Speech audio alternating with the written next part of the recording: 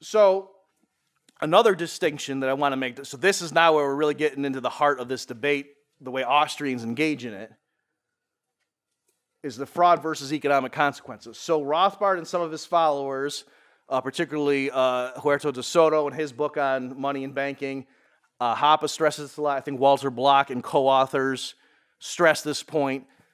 They say that fractional reserve banking is inherently fraudulent, and to do so, they rely both on logic and history. Okay, so here I'm just gonna mention this. So I'm not personally like dismissing this and saying this is wrong or this is irrelevant. I'm just saying this is not something that, like when I debated Selgin, I didn't happen to get into this thing, all right? But I am just mentioning there is this train of thought within these camps. And where they're coming from, just to give you an idea, is they're saying, just think about it, it's by its very nature, there's something odd about fractional reserve banking where you're depositing a good, money, with somebody that's holding it, and you have a title, a claim to it, and then if they lend it out to somebody else, it's like there's two people in the community who both think they're the owner of that same piece of property. And notice, it's not like shares of corporate stock, right? So there's nothing illogical about two partners being 50% owners each of a company. You know, there's nothing weird about that. But what they're saying is you can't have two people who are 100% owners of the same property. And yet there's a sense in fractional reserve banking in which that happens. So you put your money in a checking account, someone says, hey, how much do you have in there? How much could you get? You could put it in and check your balance. It says $1,000. You think you have $1,000 in there. But if the bank has taken 900 of it and lent it out to someone else, and that's literally currency now in that guy's wallet, if you say to him, who owns that $900 in your wallet? He's going to say, I do. And yet there's a sense you're still walking around town thinking you have $1,000 in your checking account. So there's a sense in which you think you own that $900. Okay, so that's where they're coming from. They're just saying as a matter of logic, that doesn't make sense. And so we shouldn't be surprised, they would continue, if weird economic consequences ensue from entities engaging what is clearly illogical transactions. Okay, that you can't build something up on irrationality, it would collapse. Okay, so that's where they're coming from.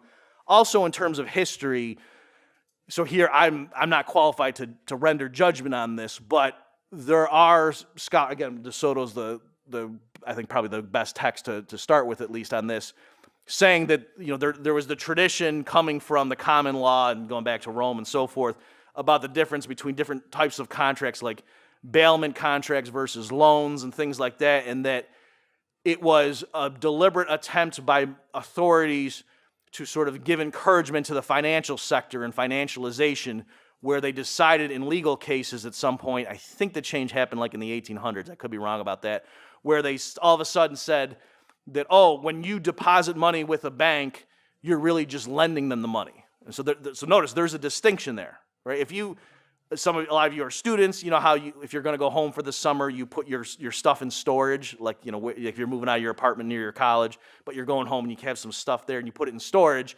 It would be weird if you learned later that the people running those storage facilities were renting out your bicycle or they were renting out your winter coat. And they were like, no, but by the time you got back here, we had it back in there, so what's your problem? We didn't default on our contract. You lent it to us, right? And you would say, no, I wasn't lending it to you. You were storing it for me. I was putting it there for safekeeping.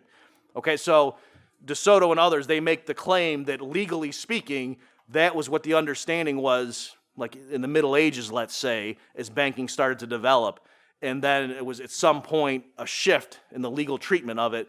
And they're claiming, and Hulsman gets into this too in some of his writings on this, and they're claiming that this was not, some cool laissez-faire thing, and the judges just in the common law tradition saw the light and started rendering opinions that made more sense. They were saying it was a deliberate intervention. So you take that for what it's worth, but that's where they're coming from.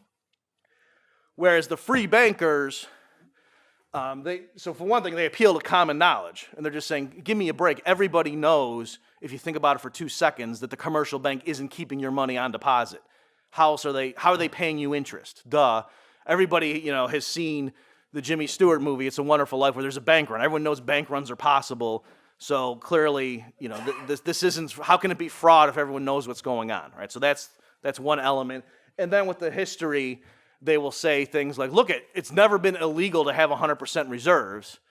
And so, it's the market test. Banks have gone through and issued fractional reserve banking. Clearly, consumers apparently prefer to have their money, on deposit where there's a chance if they show up they won't have their money, but they earn interest, rather than a totally safe 100% reserve bank where they would have to pay fees to keep the thing running. Okay, so that's what their position is. Okay, so what I found helpful when I was getting ready for my debate with George Selgin on this stuff is Salerno is, he's kind of just taking a middle ground here, and he's saying, look, I'm not talking about the fraud stuff.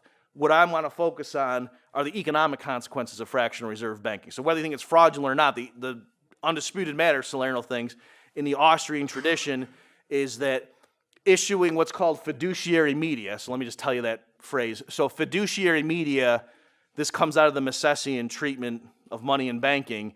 The idea is that there's these things called money substitutes. So you've got the real money, like gold, let's say gold coins, and then a money substitute would be a claim on the money that everybody is sure is defensible, is going to be redeemed, and it's immediate. So it's not something saying I owe you 10 gold coins in 12 months. It's saying the owner of this piece of paper can present it at any bank branch, let's say, and immediately receive 10 gold coins. So that would be a money substitute.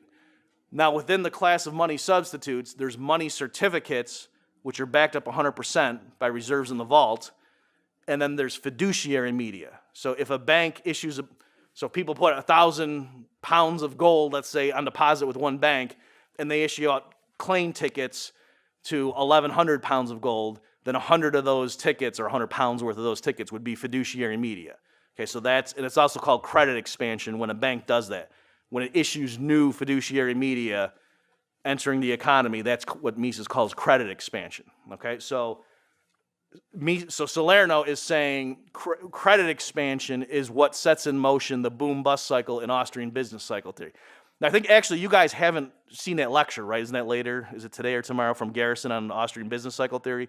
Okay, so don't be confused, and this is something that I wasn't even fully cognizant of until later on, is that there's a tendency, and I would do this, like if I'm on a radio show talking about the housing bubble, I would spend most of my time talking about what Alan Greenspan did and then Ben Bernanke did, and it leads you to believe the Austrian business cycle is about central bank policy.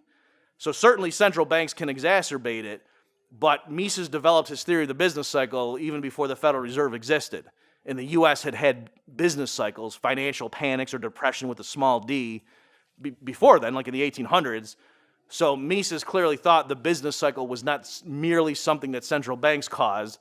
It was something inherent in a certain practice in the banking sector, which of course central banks amplified and exaggerated. But the point is, Austrian business cycle theory and the way Mises and Hayek developed it is not about central banks screwing things up. It's about how if there's credit expansion, that can make interest rates artificially low.